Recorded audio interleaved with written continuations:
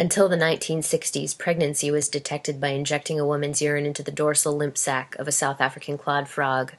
The frog was sensitive to the hormone HCG, or human chorionic gonadotropin, and would lay eggs or release sperm within 12 hours if the urine contained HCG. This test was called the Hogbin test, named for biologist Lancelot Hogbin, who identified the South African clawed frog as an important subject for medical testing. The last pregnancy test I took was in the secret basement bathroom at my old job. You're supposed to test first thing in the morning because that's when the HCG levels are the highest. Knowing I was euphemistically late, I set an alarm to accommodate the 10 extra minutes of mictration marination I'd need in the morning so I wouldn't be actually late. But somehow I overslept. I threw the test into my purse and sped to work. I ran into the office and turned on my computer so that when my boss walked by, he would see I was present. I even opened a couple of Word documents and emails so it would appear I'd been in the office long enough to have really started working. And then I snuck downstairs feeling disorganized, unprofessional, whorish, unprepared for motherhood, and ashamed. While I waited for the line or the plus sign or whatever wingding was supposed to show up on the stick, I thought about frogs. There was a little pond outside my office that was always full of frogs and tadpoles. What if I peed in the pond? Would I come to work in a few weeks to find a biblical plague of new amphibious friends? If I was indeed pregnant, maybe one of those frogs would turn out to be my prince, and we could co-parent happily ever after. But that would mean I'd have to kiss an animal conceived of my own hormone-drenched urine. Was kissing a pea frog worth it if it meant I might find my knight in shining armor, my Lancelot? I wasn't pregnant. On a sticky St. Louis afternoon almost a decade ago, a close friend called me, worried about being late. So I offered to take her to a movie as a distraction. When we arrived at the theater, the only palatable options were Paul Thomas Anderson's There Will Be Blood or Tina Fey's Baby Mama. She looked at me in terror. I tried not to laugh. She bought a test on the way home from the theater. She wasn't pregnant.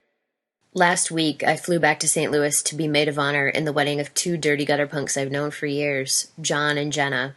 When I met John, he lived in the glass foreman's office inside an old slaughterhouse in the blighted neighborhood south of downtown.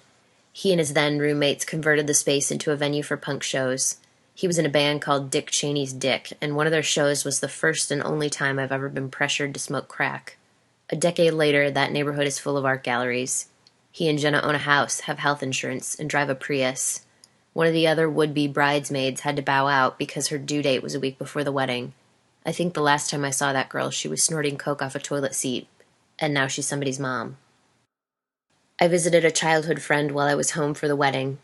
Growing up, she was one of the smartest and most passionate people I knew. In high school, she was constantly in the throes of some fraught love affair with one illegal alien after another.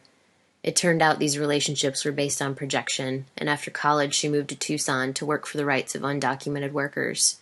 But then her family pressured her to move back to St. Louis. So she did. And she married a really nice Catholic guy with a really good job. She told me that being with him is healthy for her. She works from home a little doing administrative work and being a mom. I met her baby and he's so damn cute. He smells like baby shampoo. The bottoms of his tiny little feet are perfect and uncalloused. She told me that she feels guilty about feeling unfulfilled by being home with her son all day.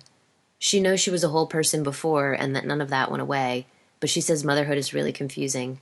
She gained 60 pounds. Her body and her life are suddenly legally alien. I couldn't take my eyes off her baby.